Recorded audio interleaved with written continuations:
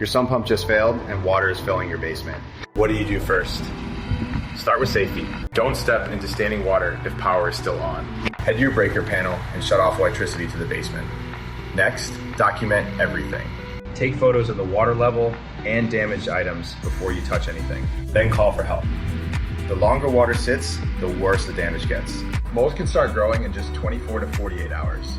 At Hanna Restoration, we respond to basement flooding emergencies 24/7 across Metro Nashville. We have the equipment to extract water fast and dry your space completely.